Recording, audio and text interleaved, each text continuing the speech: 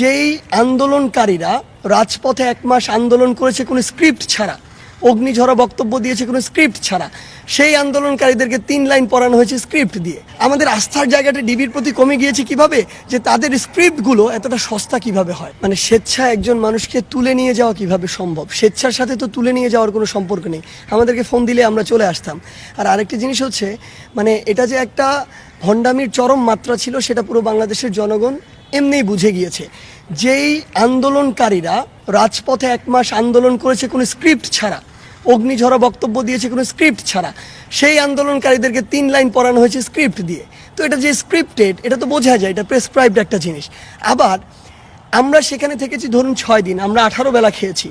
1 বেলা খাইয়ে সাথে সাথে সেখান থেকে বের হওয়ার আগে যখন আমরা জানতে পারি সোশ্যাল মিডিয়া সেটি ছড়িয়ে পড়েছে, তখন সেটিও যে ইন্টেনশনালি করা হয়েছে এবং আমরা ভালো ছিলাম এটি দেখানো হয়েছে, সেটাও যে প্রেসক্রাইব সেটাও বোঝানো যায়।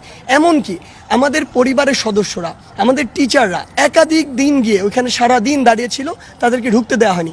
যেই একদিন ঢুকিয়ে ইচ্ছা করে খাওয়ানো হয়েছে এবং ভিডিও করানো হয়েছে এবং এরপর আবার আর ঢুকতে দেওয়া হয় নাই, সেটাও যে প্রেসক্রাইব সেটা তাদের কার্যক্রমে বোঝা যায়।